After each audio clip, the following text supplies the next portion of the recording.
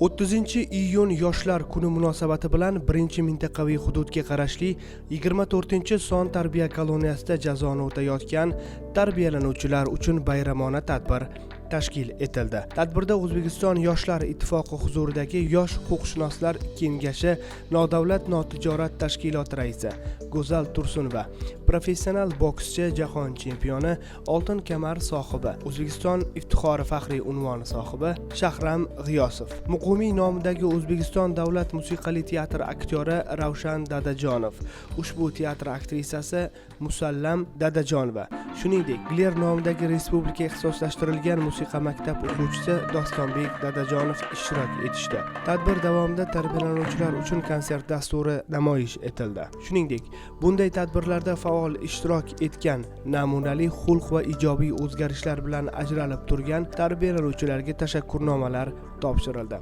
Mazkur tadbir yoshlarga ishonch, motivatsiya va jamiyatga moslashuv yo'lida kuchli turtki beradi degan umiddamiz. Hozirda yoshlar oilaga tadbirlari ketyapti. Biz shu tadbirlarga qatnashyapmiz va bugun tarbiyalanuvchilarning yoniga kelib, ko'zlarida bularning hammasini olov yonyapti, hammasiga motivatsiya bor. Xudo xolasa, bu yerdan chiqqandan keyin hammasi yaxshi inson bo'lishiga ishonamiz va bu yerdagi tarbiya beradiganlar to'g'ri tarbiya berishyapti bularga. Bularni pushaymon bo'lganini ko'rib, biz xursand bo'ldik. Kirib keladigan 30-iyun yoshlar bayrami bilan hammani tabriklaymiz, barcha yoshlarni.